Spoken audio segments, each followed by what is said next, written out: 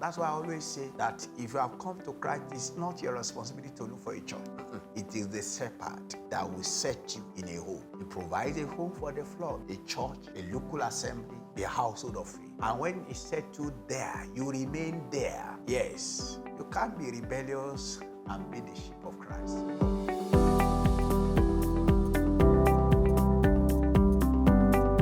Holy Father, we appreciate you for your love. Be glorified, Lord. Send your word again. Help our hearts. Transform our lives. Let your name alone be glorified. Let the devil be put to shame in each life. And let everyone be blessed. Thank you, Father. In Jesus' name we pray. Amen. Yeah, I want to conclude on Jesus Christ as the good shepherd. Jesus said, I am the good shepherd. And as a good shepherd, he gives his life for the sheep. So today, as I conclude on this subject, Jesus Christ as the good shepherd, I want to speak on the work of a good shepherd. The work of a good shepherd. I'm going to tell you 10 things that a good shepherd does. These were the things that Jesus did in the past to the sheep, Israelites as a sheep, and that he has done to the sheep in Christ, and that he's still doing today, and that he will still do tomorrow. Because this same Jesus is the same ever, the same yesterday, the same today, and the same tomorrow. He does not change. He is unchangeable. There is no variation. There is no variableness in Christ. Yeah. The first thing that a good shepherd does is to gather the flock. To gather the flock. In Luke 15, verse 4, what man of you, having 100 sheep, if he lose one of them, doth not leave the 99 in the wilderness, and go after that which is lost until he finds it?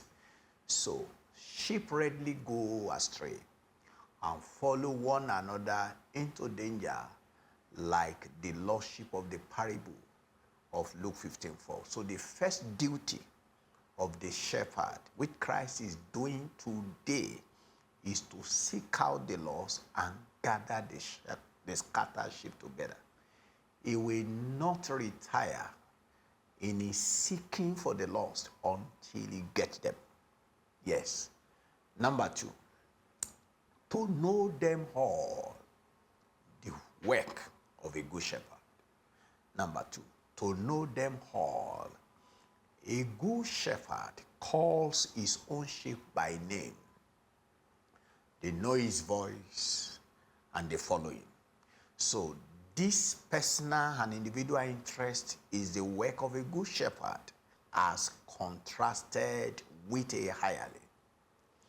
Number 3, to defend them even at the cost of his life. The work of a good shepherd is to defend the sheep even at the cost of his life. David faced a lion. He faced a bear, risking his own life in order to save the sheep. So the Lord Jesus Christ gave his life to save the sheep. Number 4, the work of a good shepherd is to seek pasture for his sheep and to feed them. In 1 Chronicles chapter 4, verse 39 to 41. 1 Chronicles chapter 4, verse 39 to 41. And they went to the entrance of Gideon, even unto the east side of the valley, to seek pasture for their flocks. And they found fat pasture and good, and the land was wide and quiet and peaceable, for they of harm had dwelt there of old.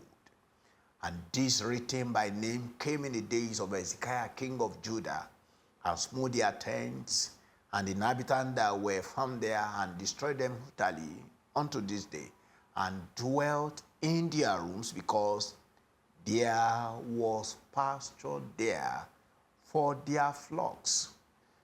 It is the work of a good shepherd to seek pasture for the sheep and to feed them there. So he must find pastures and quiet waters for them, so that they may lie down contented and well, and to be well nourished. Number 5, the work of a good shepherd is to lead them, is to lead the sheep. The eastern shepherd did not drive. They didn't drive their sheep. They didn't use dog to shepherd their sheep, no. But they went before them by themselves and called any strange ones by name, or used the crook or staff to bring them back to himself if they strayed. Is to lead them. The work of a good shepherd is to lead them. And that is what the Lord Jesus Christ is doing. He's leading the sheep. And number 6, the work of a good shepherd is to bind up the broken. To bind up the broken sheep. In Ezekiel 34, verses 4 and 16.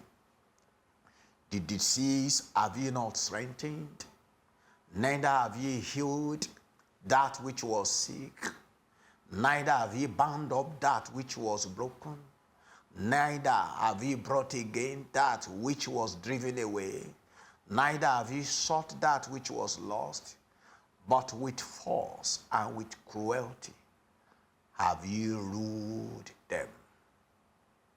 That was Jehovah's complaint against the shepherd of Israel who didn't do their work. In verse 16, the Lord says, I will seek that which was lost, and bring again that which was driven away, and we bind up that which was broken, and we strengthen that which was sick, but I will destroy the fat and the strong, and I will feed them with judgment. So the work of a good shepherd, number 6, is to bind up the broken sheep. Sheep sometimes fall and break their legs on the steep, treacherous mountains side. So it is the shepherd's duty to rescue them and bind up the broken. Number 7, the work of a good shepherd is to heal the sick. Sheep are not free from diseases and suffer from cold and heat and even from overdriving. Such must be tended and healed. Number 8, the work of a good shepherd is to go gently with the young. And number 9 is to carry the lambs, either the older sheep from shoulders when they are wounded, sick, or wearied, or the lambs in his bosom. And finally, we'll see the Lord Jesus Christ doing all of this, gently leading us, carrying the lambs, that is the young among us, sometime in his bosom, and sometime he saddled his under shepherd, who are also his sheep, to carry the wounded, to carry the sick, or to carry the weary. So finally, the work of a good shepherd is to account, that's number 10, to the owner for this sheep. Christ himself said in John 17, verse 12, while he was giving the account of his stewardship as a good shepherd to the Father, in his prayer, while I was with them in the world, I kept them in thy name. Those that thou gavest me, I have kept. And mark this was said, and none of them is lost. None of them is lost, but the son of perdition, that the scripture might be fulfilled. Once you enter into Christ, you are saved eternally. So Judas, he was referring to Judas as the son of perdition among the disciples. Yeah, and that one went as it was written concerning him. So finally, beloved brothers and sisters, Jesus Christ is the good shepherd who do the following for his sheep. 5 things that Jesus is doing for us. Now, number 1, he marks his sheep. Yes, Revelation chapter 7. There is a mark of God upon the sheep of Christ. Revelation 7, 3 and 4, saying, hurt not the heart, neither the sea, nor the trees, till we have sealed the servant of our God in their foreheads. And I heard the number of them which were sealed, and there were sealed 144,000 of all the tribes of the children of Israel. So what he did for the Israelites, he did for all. There is a mark that Jesus, the mark of ownership, there is a seal that we have upon us, which is a seal that shows to the visible and invisible world that we belong to Christ. And number 2, what Jesus Christ, as the good shepherd, do for his sheep, he seeks the lost. Yeah, Jesus seeks the lost. Up till now, the Lord Jesus Christ is still seeking the lost. He will not be tired of seeking the lost. And number 3, he provides a home for the flock. Yes, he provides a home for the flock. That's why I always say that if you have come to Christ, it's not your responsibility to look for a church. It is the shepherd that will set you in a home, a church, a local assembly, the household of faith. And when he set you there, you remain there. Yes. You can't be rebellious and be the sheep of Christ. No. And number 4, he separates the sheep from the goats. Yes. The Lord himself now, he separates. When we have goats, even in a house, and I mean in an assembly or in a church, they are the ones that always have issues with pastors. They are the ones who have issues with the brethren. They are the ones who always want to say anything untoward against the church. They are goats. Separation will come. And when separation comes, they leave us. Apostle John put it this way. He said, if they are part of us, they will have remained. But because they are not of us, and they do not belong to us, and that's why they have gone. And lastly, Christ, the good shepherd, he will soon come again. Yes, he will soon come again. In Revelation 22:20, he will testify these things, says, surely I come quickly. The Lord Jesus Christ, the good shepherd, said, surely I come quickly. Amen. Even so, come, Lord Jesus. So the Lord Jesus is coming to give to each of us according to our deeds. And is coming to reward every faithful shepherd who are under shepherd. In 1 Peter chapter 5, verse 4, listen to the word of God. Jesus Christ is coming to reward all of us that we are his pastors. And when the chief shepherd shall appear, ye shall receive a crown of glory that fadeth not away.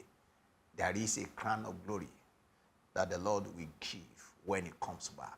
Dear Lord Jesus, we give you praise for your commitment as the good shepherd to the soul of your sheep. We give you praise that all of these souls, none will perish. All you will bring, as many that stay outside, you will bring them in. And those that are inside, you will sustain by your grace, and your power will be available for every one of us to keep following you. Thank you, Lord, because you have done it. And when you shall appear, Lord, to reward us, may we not be ashamed in your presence. Thank you, Father. In Jesus' name, we pray.